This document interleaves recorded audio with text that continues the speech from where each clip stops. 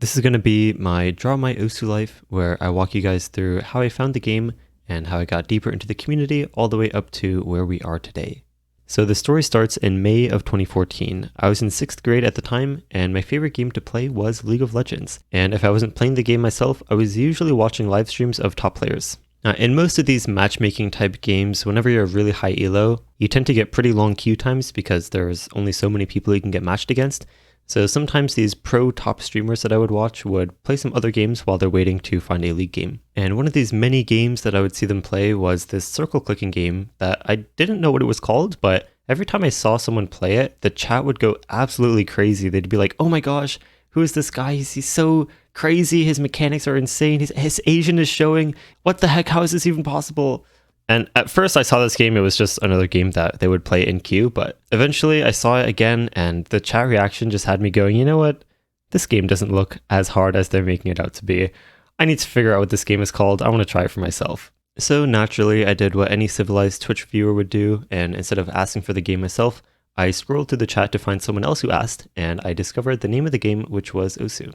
So on this fateful Sunday night before I had school the next day, I went to the Osu website and made my account named digitalhypno.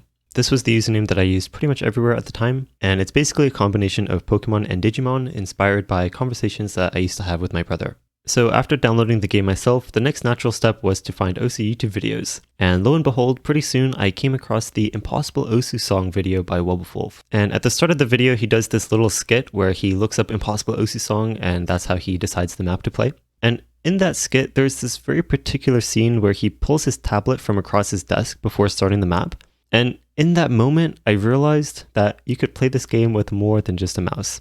So a couple months before I discovered Osu, there was a point where I was pretty interested in getting a drawing tablet and learning how to draw. I had brought it up to my parents at the time, but nothing ever really came out of it. So of course, naturally, when I discovered that you could use a drawing tablet for Osu, I went to my parents and I was like, hey, mom and dad, remember the drawing thing? And they were like, oh yes, drawing. I was like, yes.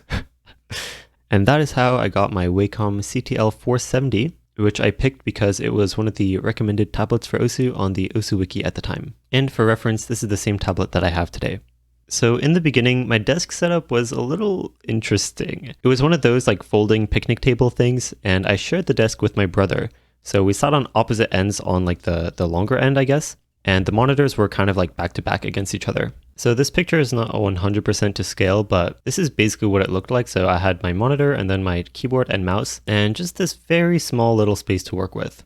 And little old me was trying to brainstorm where exactly I would put my tablet, and I couldn't figure out a permanent solution, but my temporary solution was that I would put my tablet on my lap. And since I was only playing like 1 or 2 star maps at the time and didn't need more than one key, I set my tapping key to spacebar because it was just the biggest and I guess most convenient button to press. I was like, yeah, eventually I'll need to use the other key, but for now I'll just do it like this until I figure something out.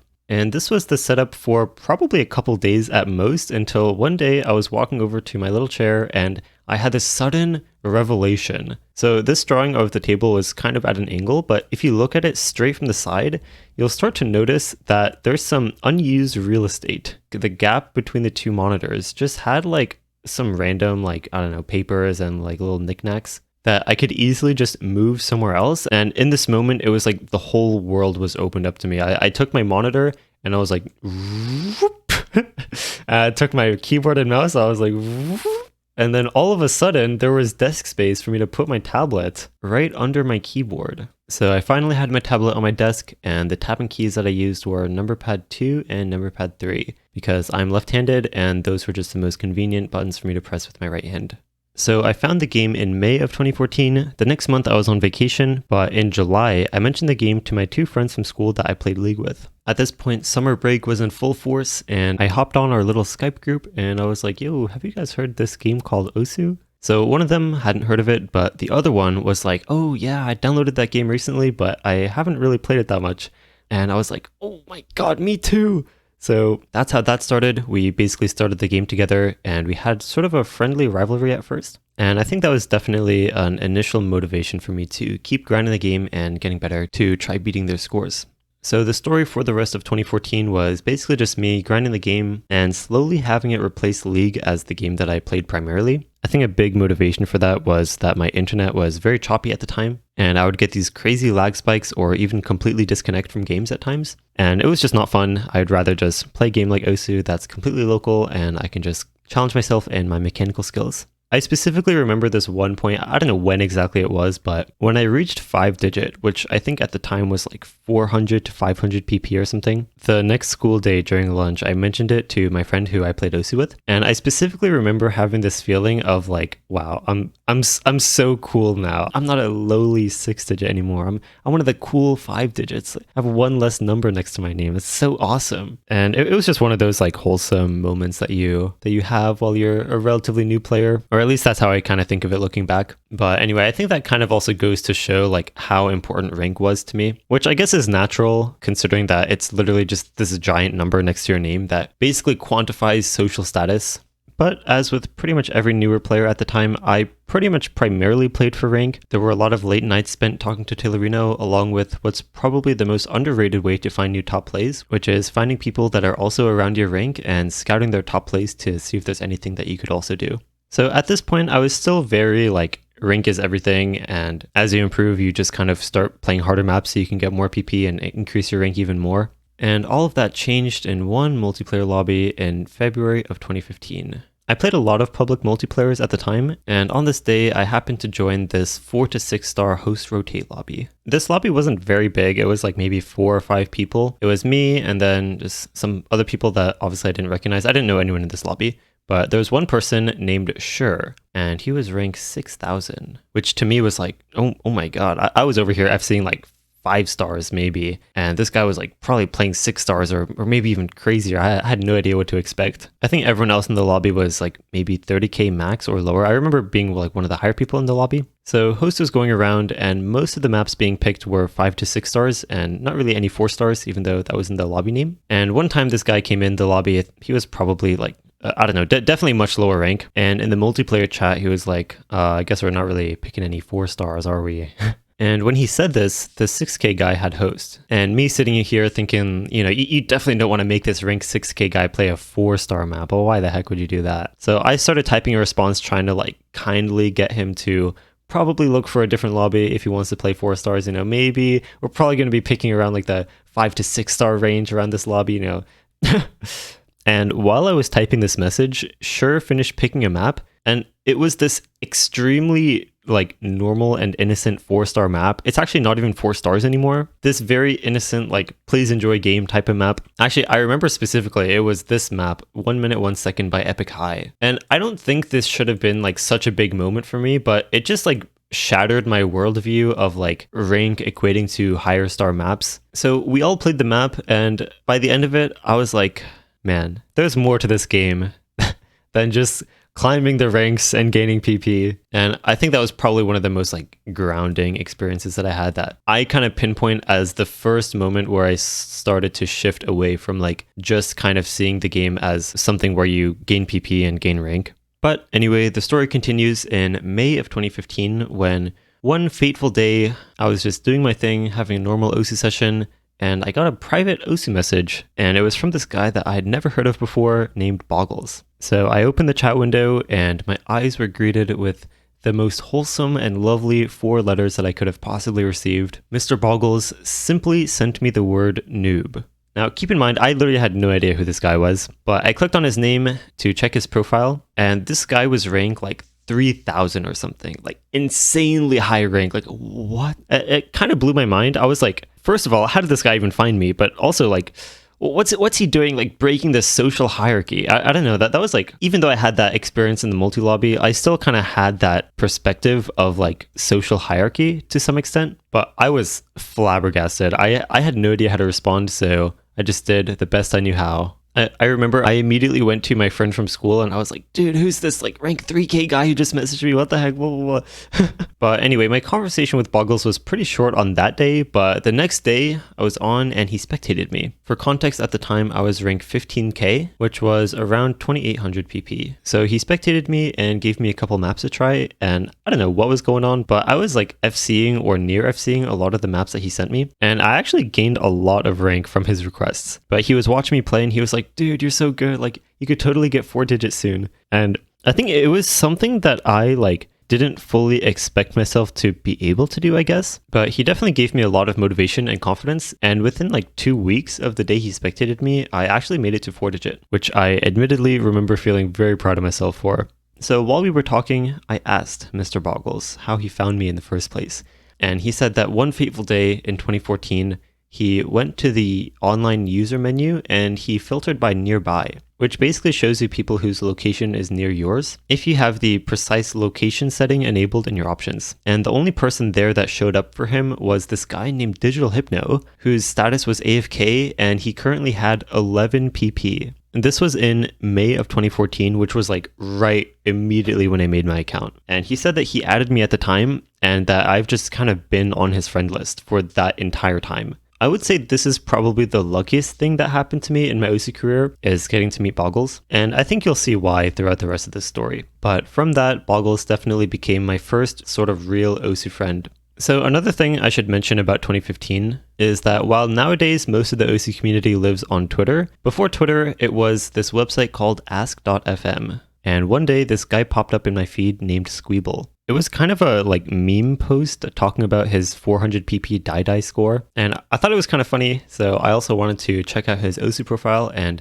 see the score for myself on his top plays, because admittedly I didn't even know that map was worth that much, so I thought it might have been a joke. But I went to his OC profile and I went through his user page me section, and I was like, you know what, this guy actually seems pretty cool. I'm gonna add him as a friend and I might spectate him. So a couple days later I did just that. I spectated him and we kind of became friends from that as well.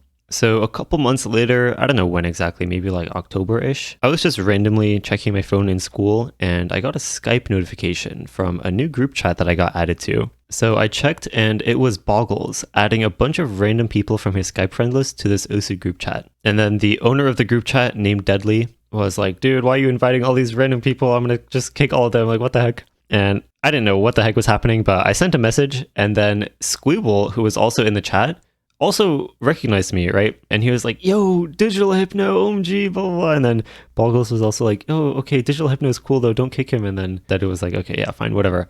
I'll leave your little silly friend in the group chat. And that is the story of how I got in the group chat named TCA. This was a group chat of a bunch of top USA players, like Zilver was there, Quorum, Extra, CPU Geek, 0120, and even people like Toy were there, although I don't think he really talked that much. And so for context, at the time, I was around rank 8,700, I think. And then there's all these 3 digits and 2 digits. I think there were only 2 other people in that group that were lower ranked than me, and everyone else was super, super good. I felt like an extremely small fish in this extremely large pond. But it was a really nice group. I think I definitely made a lot of friends in that group. And the main reason I bring it up is because a couple months after I joined, they started talking about this tournament called USA States Cup, where you sign up to play for your state. So everyone was talking about the players that lived in the same state as them and what their team could possibly look like. At the time, I was around rank 3000, which I was pretty sure was too low rank to make it on a team for a tournament like this. And plus, I had never really played a tournament before. But of course, it was none other than Boggles who gave me the courage to just sign up anyway, since he thought I actually had a pretty good shot of making the team for our state. So I signed up, and in this tournament, there were no tryouts or anything like that. I think the teams were picked by the host or something. I'm honestly not really sure, but a couple weeks later, the teams came out, and lo and behold, I was sitting right there on Team Florida, along with Boggles, of course, as well as Zodiac, who had just won the World Cup in 2015, along with a couple other people, but the most notable of which to the story is this guy named Num5119. So the tournament starts, and our first match was scheduled on Saturday, which was a pretty easy matchup, and we won pretty handedly. But I woke up the next day to the tournament getting cancelled, and apparently there was this huge wildfire amongst the staffing team, and organization was just not very good for this tournament, and it ended up getting cancelled within the first weekend. But it did last just long enough for our team to play one match with each other, and that was enough to get to know some of the players on the team. So before we go any further in the tournament arc of this story, there's one phase of my career that I think is worth mentioning. And this was also in early 2016, where I had this friend named Yamta, who I had known for a couple months at that point, and ever since we met, we were both kind of steadily climbing the ranks, but he was always a little lower ranked than me. And at some point during this time, when I was low rank 3000, I thought it would be really cool if Yamta was able to pass me in rank one day. And so for a couple months, I did what I had pretty much never done in my entire time playing this game, and I spent my play sessions doing something other than trying to gain PP. Now, this was a pretty crazy new concept to me at the time, but I basically spent my sessions playing like unranked stuff or just trying to challenge myself on different types of maps, and basically doing everything except for gaining rank. And honestly, during this time, I kind of discovered this new way of playing Osu that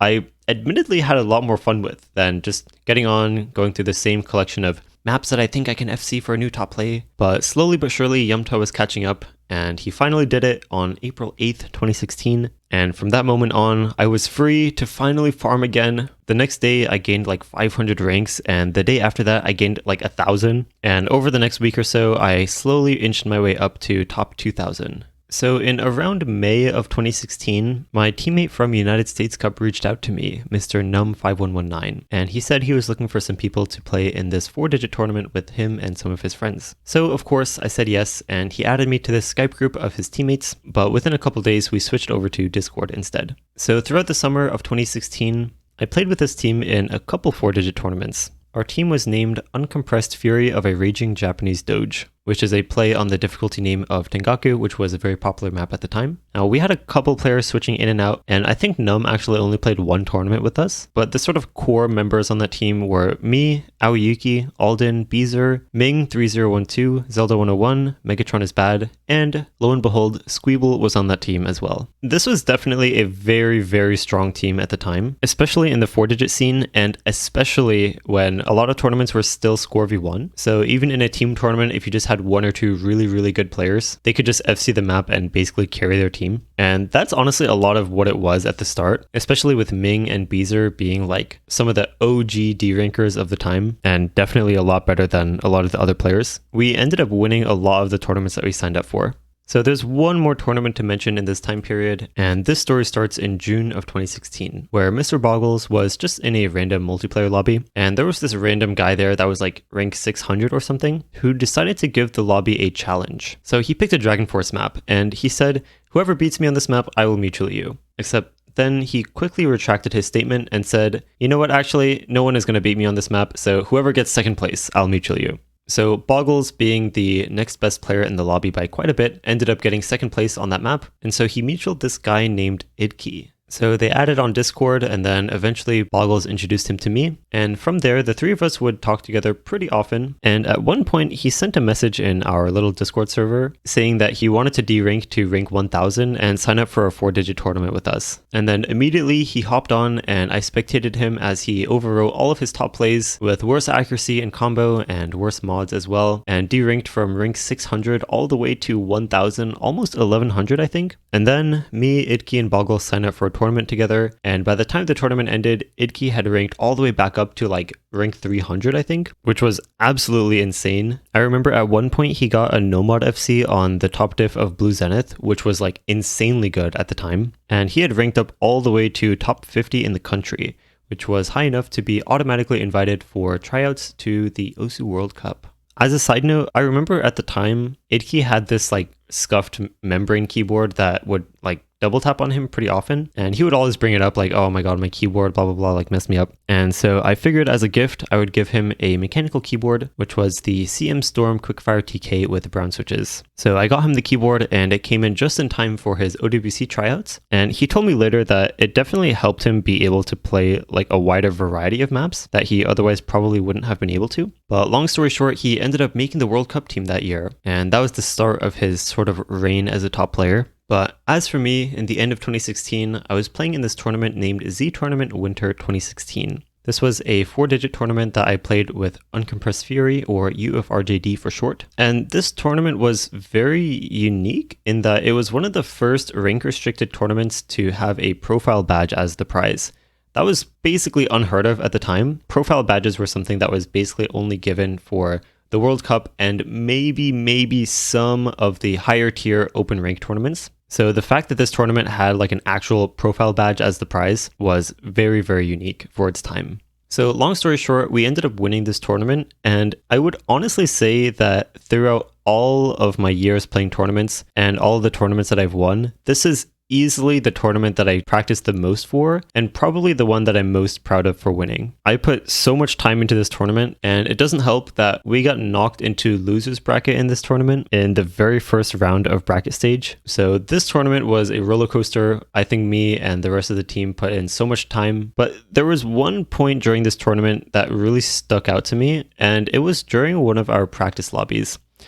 So November, December around this time coincides with the OSU World Cup. And in one of our practice lobbies, my teammate Beezer made this sort of casual comment suggesting that I could probably make the World Cup team for United States next year. And it was one of those things that completely was not in the scope of like what I imagined for myself as a player, that I kind of thought he was like joking at first. But Beezer was actually a really kind of old school player, and he had played on the World Cup team for Canada for a couple years in a row. So I figured that his opinion on that sort of thing was probably worth taking into consideration. So I think that was probably the first moment where I really started thinking about that as like a possibility for myself. So the last thing to mention in 2016 was that during the World Cup, there was this top player named Smoothie World who didn't make the World Cup team that year, but still wanted to help the team get as much practice as they could. And so he formed what was known as the USA B team, which was basically a scrim team of other top USA players that weren't on the World Cup team that year. And they would basically practice and play scrims against the actual World Cup team during each week of the tournament. And so at one point, I think this was in like November actually, in one of the first rounds of the tournament, I saw Idkey in a multiplayer lobby, and I didn't know what it was, but I messaged him on OSU and asked if I could join. And apparently it was one of these OWC scrims, but he asked them if I could join the lobby, and they said sure. So here I was, this little 4-digit guy. I was ranked 1100 at the time, and I joined this lobby with a bunch of other people that were either on the World Cup team or on this B team. Idkey was there, Smoothie World, obviously. Minwoo, Apraxia, Happy Stick was there. All these like top USA, like 3-digit, 2-digit, these crazy players. And then I joined the lobby, Mr. 1.1K over here, that nobody knew. And the first map we played was this alt map named Kamisama Nejimaki. And the only people who FC'd were me and Idkey. Now, I didn't have the most impressive act in the world, but I did FC the map. And after the map ended, Smoothie World sent a message in the multiplayer chat that said, okay, you're on the team now. And at first, I actually didn't know what he meant because I didn't really understand tournaments that much, especially OWC. And honestly, I didn't know who in that lobby was actually on the World Cup team and who wasn't. So at first, I kind of thought he said that I was like on the World Cup team and he just like decided it on the spot from that one map. And I was like, who is making these decisions here exactly? But eventually I realized that he meant I was getting added to the B team, which was being used for scrims. And most importantly, I'd say the people that I met from that were Apraxia and Minwoo. So Apraxia will come back later in the story, but Minwoo was actually on the World Cup team in 2016. And a couple months later, in like March of 2017, we had a conversation where he mentioned that he definitely saw potential in me for making the World Cup team in 2017, but I would have had to start working on my biggest weaknesses, which were speed and stamina. And the reason he mentioned it to me all the way in March, when OWC doesn't really start until October-ish, is because he was saying how training something like speed and stamina will take time no matter what. And if you want to build it up to OWC level from where I was, then I would have had to start practicing like basically then. And he had a good point, obviously, and I still agree with that to this day. So I'm pretty thankful to Minwoo for being pretty real with me and helping me sort of like realize that it was a possibility if I did put in the work to improve myself as a player. And the other thing he said was that it was kind of hard to gauge exactly what my tournament skill cap was because I was mostly playing rank 1K tournaments. And if I ever did sign up for open rank tournaments, I would usually get screwed over by seeding because at the time, nobody did qualifiers. It was just seeded by rank. And so in early stages, I would often get matched up against some of the best players in the tournament. And I think this is probably a good time to talk about why exactly I stayed at rank 1K for so long. And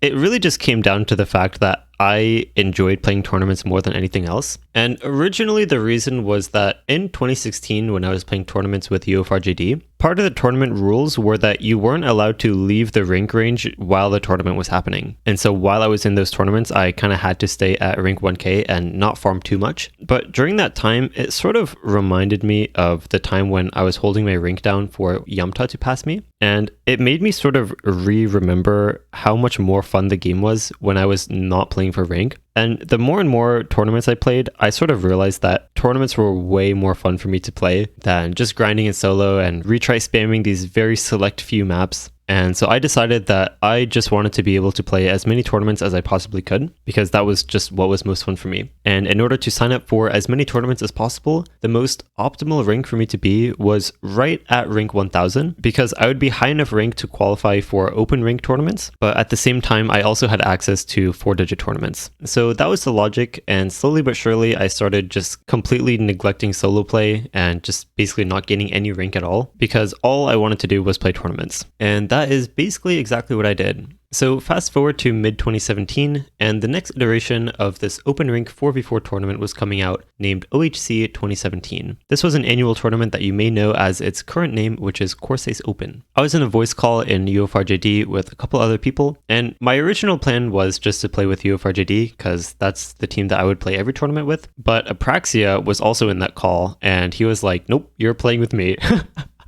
He was like, nope, I'm making a team and you're going to be on it and we're going to try to win. And I was just like, oh, okay, you know what, Apraxia, I'm down. Let's play OHC 2017. So Apraxia was building a team, and honestly, we made our team pretty late into the team creation process, since by the time we were making our team, most other top players already had people to play with. But the team we ended up with was me, Apraxia, Hirak, also known as Tony, Azer, The Poon, Musty, Happy Stick, and Idki. And our team was named Sign Me Up.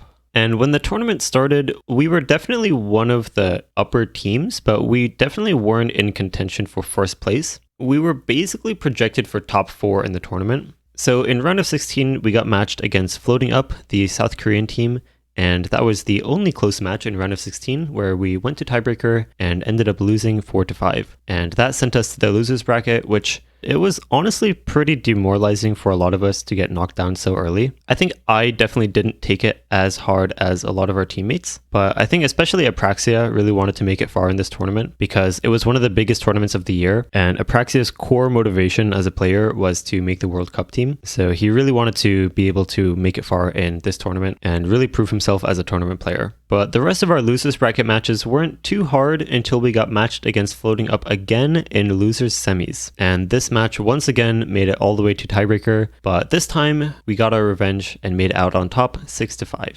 So long story short, we managed to make it past all the other teams in the losers bracket and make it to grand finals against the sort of ragtag top player team with like Wubbleful, Vaxay, Angelsim, Rafis, which was known as AAA. Now, at this point, it was early November 2017, and the end of OHC was coinciding with the tryouts for the OSU World Cup for United States. So my performance in tryouts were good enough to put me on the radar, but not so spectacular that I was automatically given a slot. And so I sort of knew that my performance in OHC was also going to be a contributing factor to whether I made the team or not. But there were a lot of players that were kind of automatically on the team. At one point in the roster formation process, the team was Toy, Happy Stick, Vaxay, Idki, Fiery Rage, Exarius, and Apraxia ended up making the team in 2017. And that was 7 out of the 8 slots that we had on the team, and the last slot was between me and Monko2K. And honestly, no one could decide who would be a better fit for the team between me and Monko. And so the other players on the World Cup team had this brilliant idea to invite both of us to the World Cup team server and try to advocate for ourselves and why we should be on the team over the other person.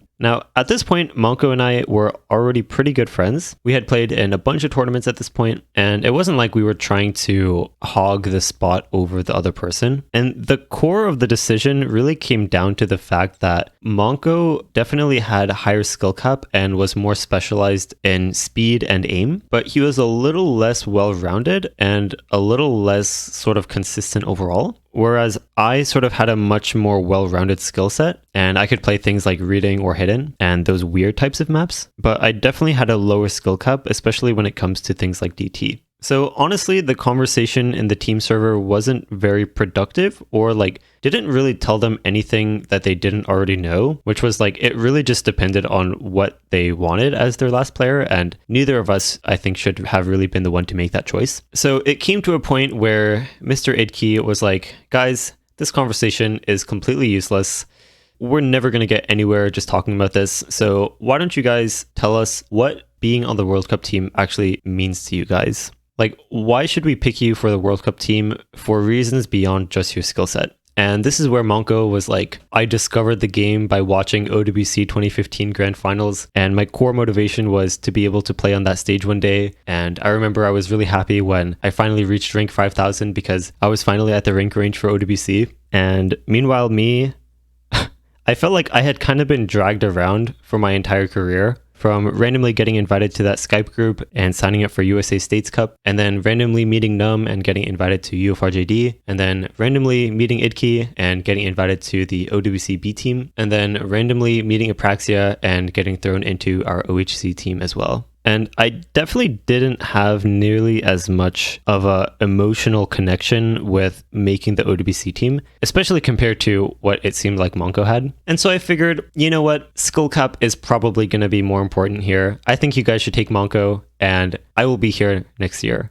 And so that was my executive decision to end the decision making and just let Monko play instead of me. And so gone I went from the conversation, and these 8 players were announced as the World Cup team for 2017. So the announcement was made, and then a couple days later, we had the OHC 2017 Grand Finals against AAA. And honestly, in the grand scheme of things, I don't think we really even expected to get this far in the tournament. Obviously, we were giving it our best, but at least in my mind, I thought there was probably like a 40% chance that we would win, or 30%. Although one thing that gave us a slight advantage was that in this tournament, instead of having a bracket reset, which means that if you're coming from loser's bracket, you would have to beat the other team in 2 separate matches to win. Instead of that, the team that was coming from winner's bracket had a 1-point advantage. So they started the match at 1-0, but if they lost that one match, then they would automatically lose the tournament. But long story short, the match progressed and we were just kind of winning every map. And we ended up winning this match 7-2, winning the entire tournament.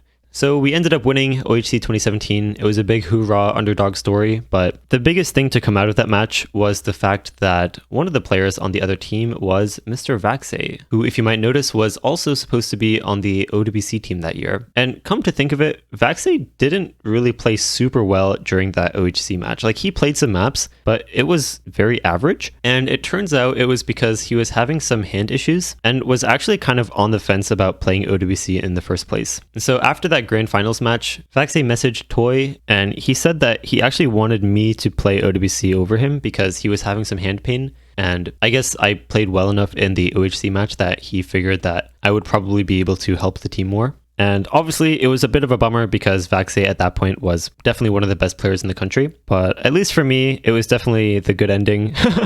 And I ended up taking Vaxay's spot in the OWC team. So OWC 2017, my first World Cup. And this was the 1 year that United States got second place instead of first.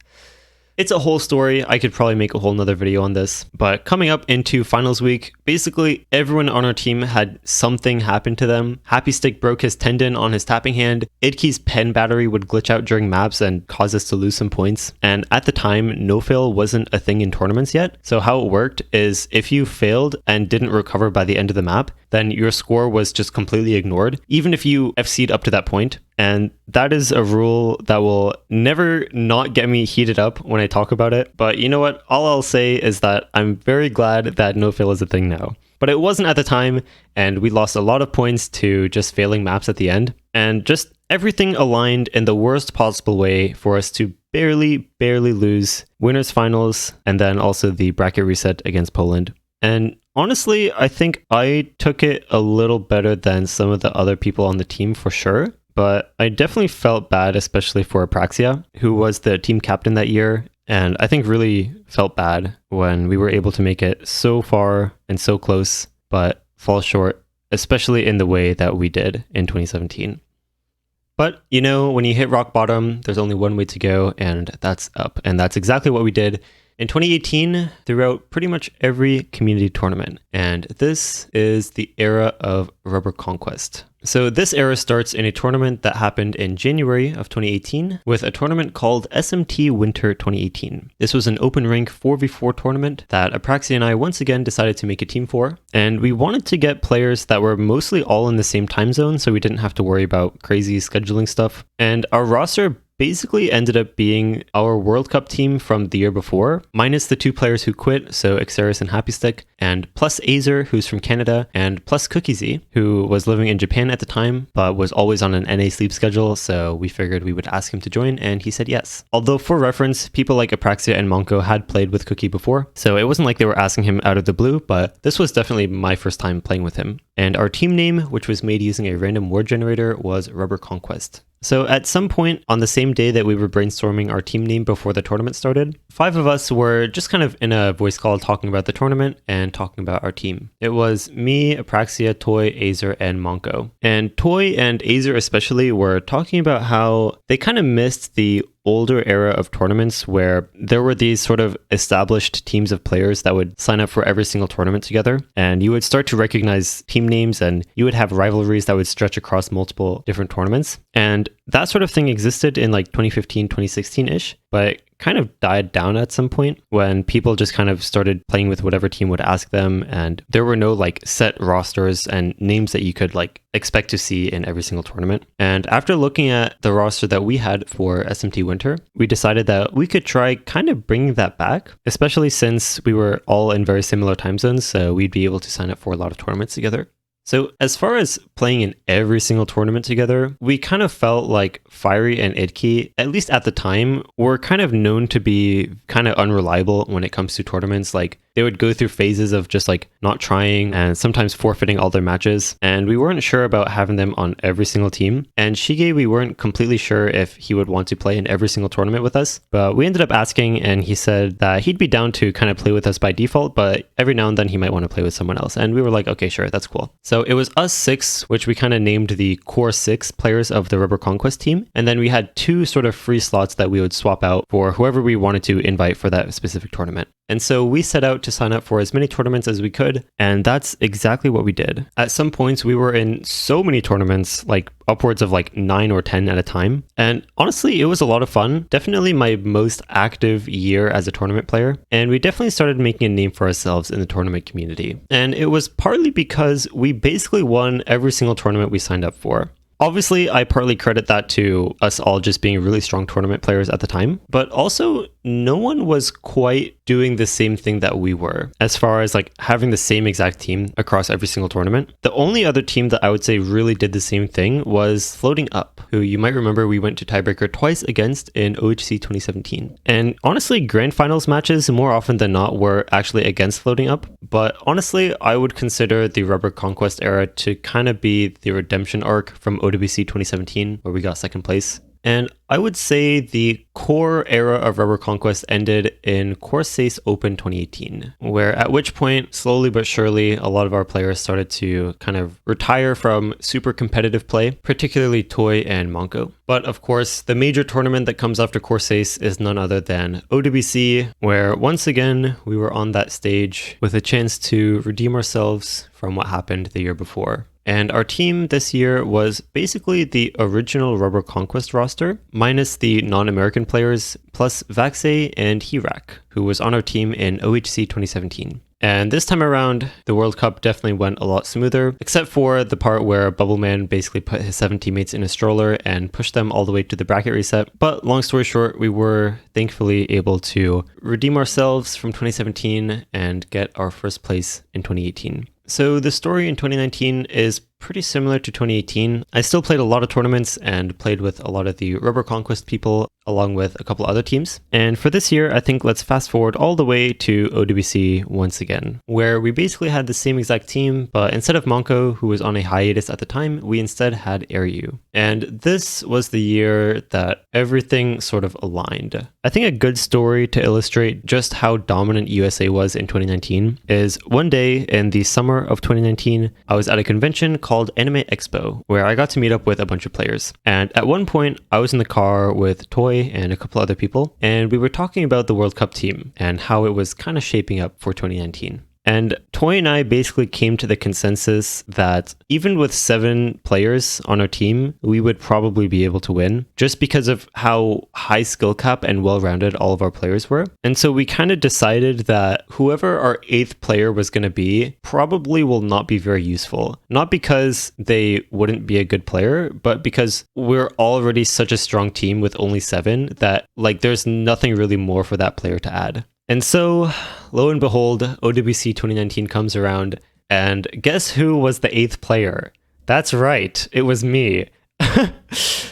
I think if I had to rate the OWCs up to this point, I think I definitely improved year to year, but I also became less and less useful to the team. Whether it's because everyone around me was improving, or I don't know what it was exactly. Honestly, yeah, because I remember thinking around like 2017, 2018, I sort of had this view of the OSU scene in general, especially the tournament scene, that like I didn't consider myself or our teammates to be necessarily like super good at the game. It's just that everyone was really bad, especially during the Rubber Conquest era. It's I'm not even trying to say that like, oh, we were good and everyone else was bad, because we were also bad. Like we were like everyone across the board was just not super good at the game, except for probably Vaxe and Bubbleman. But it was like winning a tournament wasn't necessarily about being good. It was just about being less bad. And I think a lot of the time, especially in the Rubber Conquest era, we were just kind of less bad than the other teams, or at least that's kind of how I thought of it at the time. But anyway, OWC 2019 was known as the year that USA won, I don't know how many, it was like the 37-3 score line throughout the entire tournament. And basically in our first 3 matches, we lost 1 point each. And then starting from semifinals, we just literally swept the rest of our matches. Honestly, I think the stars kind of just aligned in 2019. But before we talk about grand finals, I do want to talk about the first point that we lost. In round of 32, this was the very first point of the tournament, and we lost. It was horrifying. But you know what? I will say, at least I can't blame myself, because even if I SS'd, we would have still lost this point. Shout out to Apraxia for SSing, and shout out to Turkey for winning the very first map that we played in OWC. But anyway, since we're here, let's talk about my personal experience in the Grand Finals match. So I think throughout the entire map pool, I was set to play probably 4 of the maps, just because once you reach Grand Finals, my skill cap kind of starts to fall off compared to a lot of the other players on this team. But there were still definitely some maps for me. And usually those were the more like gimmicky, weird maps that few people enjoyed playing, and not many people had the skill set to be able to play consistently. And what that means is that typically those are also the maps that tend to get banned pretty often. And wouldn't you know it, 2 of the maps that I was supposed to be in for were banned by the other team. And so I was sitting there with very few maps left to play. But not only that, I don't know what it was on that day, but my game was lagging like crazy. I was getting some epic lag spikes. And there was one free mod map that was picked that I was supposed to go in with hidden, but I was a little worried about my game lagging and I didn't know what was causing it. So I decided to let Toy go in for that map while I tried to troubleshoot things. And, you know, just to illustrate things, let's take a look at a screenshot of how that map went. So as you can see, if you imagine placing me where Toy is right here, even if I got 0 points, we would have still won this map. But you know what? I digress. That's how that map went. The match went on, and at one point, obviously, the score was 6-0 to us, and we only had to win 1 more map to win the whole match. And at this point, we were sitting there waiting for South Korea's pick, and we all started to notice that there was someone on the team who hadn't gone in for a single map yet. And so an executive decision was made that no matter what map South Korea picked, I was going to go in. And at this point, honestly, I was kind of panicking a little because there were a lot of maps left and a lot of them I just hadn't touched in like basically the entire week. Because I played through the map pool, I figured out which maps I would probably be needed for, and I just kind of ignored the rest of the pool. And a lot of the Hard Rock maps were still open, many of which I did not practice.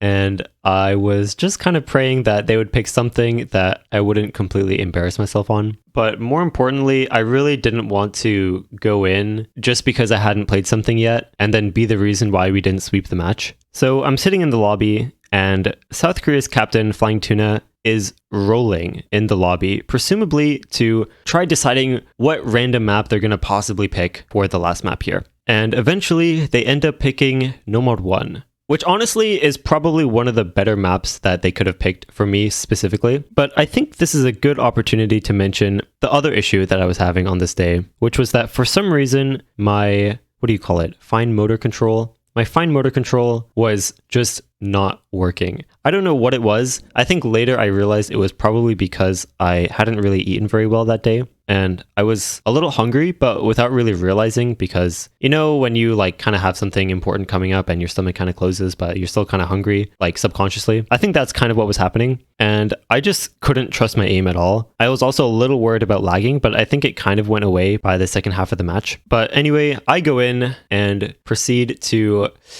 very valiantly bottom score on my team and actually in the entire lobby. But before I show you the screenshot of how this map went, let's talk a bit about the third place match, which was United Kingdom versus South Korea, and a bit about how scheduling works. And honestly, I think not enough people really talk about this, but I think this is probably one of the main reasons why we were able to sweep this match. So how scheduling worked is the third place match, or the last match of the losers bracket, which was South Korea versus United Kingdom, was at night for South Korea. And then if they won, they had to play the grand finals in the morning or like noonish on Sunday. So they basically had to play their hearts out on Saturday night. And then if they won, they'd have to go to sleep, wake up in the morning to warm up and try playing their hearts out again on Sunday for the grand finals. And this losers match, it went to tiebreaker and they won 7-6. So it went as long as it could have possibly gone. And by the time grand finals started, I'm pretty sure they were just not playing nearly as well as they were against United Kingdom. And also chances are they weren't really trying as hard, because the chances of them winning, honestly, I mean, even if they were playing their best, I think we would have still won. I just am pretty confident that they would have gotten at least a couple points on us. But thankfully, they were debuffed just enough for my horrid Nomad 1 performance to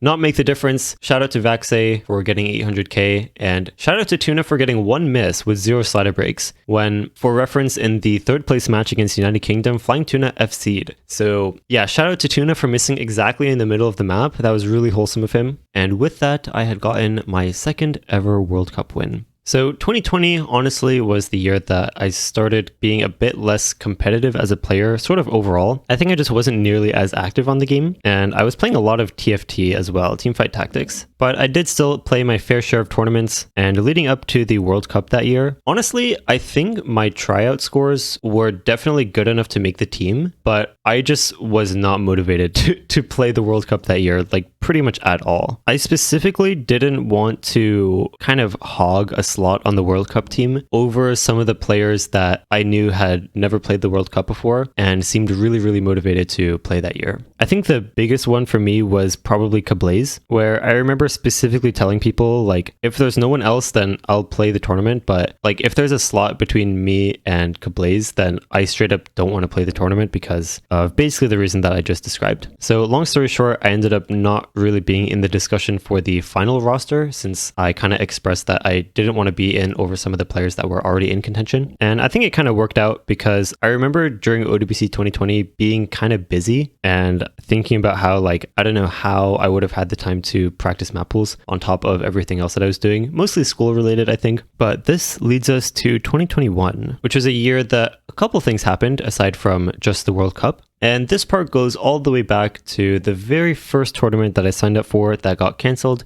USA States Cup. This tournament had pretty poor management and honestly left a sour taste in a lot of the United States community, because it was a really cool concept and the management just kind of wasn't able to follow through with it. But thankfully, an unsung hero came to rescue the scene, and his name was Minwoo. That's right, the same Minwoo from OWC 2016 decided to take the torch and host what he called United States Cup, which started in 2017 and has been hosted every summer since then. And United States Cup is the one tournament that has always stuck with me. From my very first tournament in early 2016 all the way up to even today, United States Cup I think has been the only tournament that I've played every single year without fail. And so obviously this tournament is pretty special to me. And for most of this tournament's history, it's been pretty dominated by California because a lot of World Cup players are from there. And even after getting split to North and South for the sake of the tournament, it wouldn't be uncommon for grand finals to literally be North California against South California. And even if it wasn't, it was usually one of the two against some other state, and the Californian team would always just win. But this kind of came to a stop in 2021 after most of the top Californian players had kind of quit playing competitively, which kind of left a much more open playing field for the rest of the states to compete.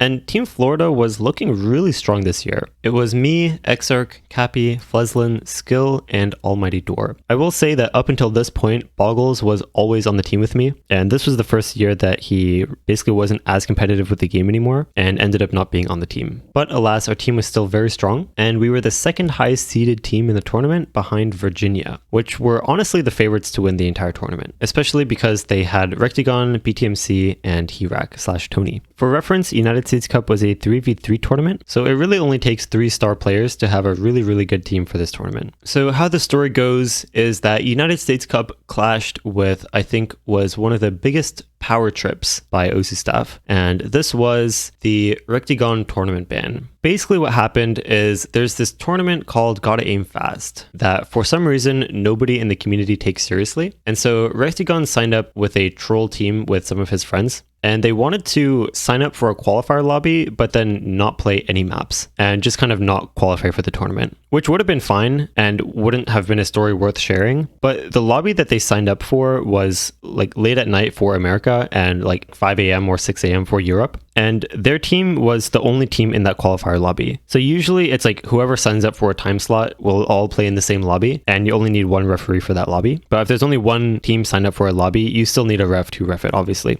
And for some reason, the host of the tournament, who's from Europe, is the one reffing that lobby. And it was like 5 or 6 a.m. for them. And they were reffing this team that intentionally was just not playing the maps because they just wanted to sign up and troll, which honestly I think is completely valid. But it got blown out of proportion when the tournament host mentioned it on Twitter, and it became this whole thing. And this event coincided with this like new tournament ban system that some people in the tournament staffing scene came up with, where if someone was showing like excessive misconduct, then someone could report it and potentially get them temporarily banned from signing up for tournaments. And so the host made a big deal about it, and long story short, Rectagon and another member of the Virginia team named Wixinator both got tournament banned, and that happened right before the winners finals match where we were playing against Virginia in United States Cup. And so that basically gave us a free pass to grand finals, since not only was Virginia missing 2 of their players, but the rest of the team also kind of lost motivation after all of that happened. So we made it to grand finals from the winners bracket, so we had 2 chances to win against South California, and thankfully, long story short, we were able to win 7-4, and at last I was able to win an iteration of the tournament that sort of started it all for me. So in late 2021, I decided that I wanted to take YouTube a little more seriously. I had made some videos in the past. I had made OSU PhD and a couple tournament videos and a couple miscellaneous videos here and there about OSU as well. But I wanted to start uploading every single day and just kind of see what would happen. So I decided that September was about to start, and the first of a month is a great opportunity to start something new. And I decided the format I wanted to use was an OSU Let's Play, which is a tried and true concept, you know, but no one had really applied it to OSU necessarily. So I was like, you know what, I'm going to start making these videos.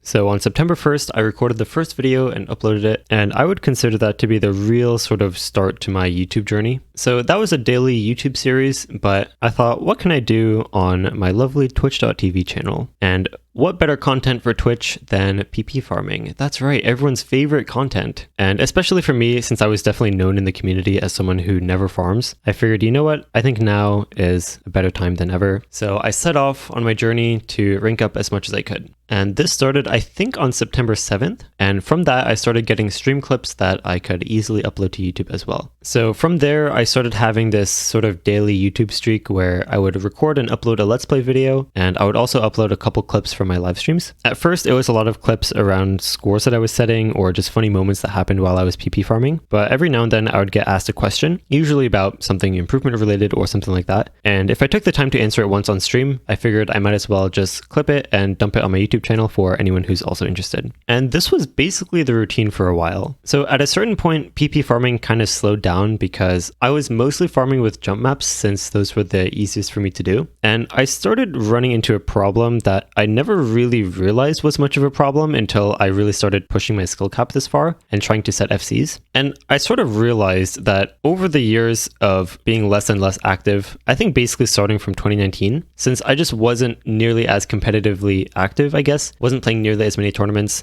And whenever I was in tournaments, oftentimes what would happen is like Monday through Thursday, I would just not really touch the game. And then Friday, I'm like, oh shoot, I have matches on the weekend. So I hop on and play the map pool for a little bit and de-rust a little bit and then play my matches. And then I'm like, okay, cool. And then I would just stop playing again that next Monday. And so slowly over the years, I think my tapping in particular started getting very rusty. And so while I was on this PP farming arc and trying to build up my stamina to play some harder maps, I came to the realization that I had some pretty bad habits with my tapping and I would start to gallop very, very easily. And I was like, I could try to brute force through this, or I could try to take a step back and kind of relearn my technique and try fixing any of these bad habits that I have, which took a very long time. But I would say that now I feel like it's mostly fixed and it's just a matter of building up stamina, which is more of a play more grind sort of thing than anything else. But yeah, that was definitely what stopped my farming journey at the time. But I was still uploading stream clips to YouTube, especially answers to questions that people would ask. And that also kind of came to a stopping point when I sort of started running out of questions to answer. And for the record, by the way, I love answering people's questions. I've never really been a believer of like not responding to someone's message if they message you. And of course, always wanting to help people out if they have questions, because I definitely sympathize with being a relatively new player and just kind of having so many questions that you would want to ask someone that has more experience than you. And I find it a pretty big honor to be able to be that person for a lot of people. But yeah, I sort of felt like I started running out of questions to answer to upload those kinds of videos as well. And as for the Let's Play series, I sort of permanently paused it at episode 100 because I feel like it would be a pretty clean stopping point as opposed to getting to some random number and then it kind of fading away.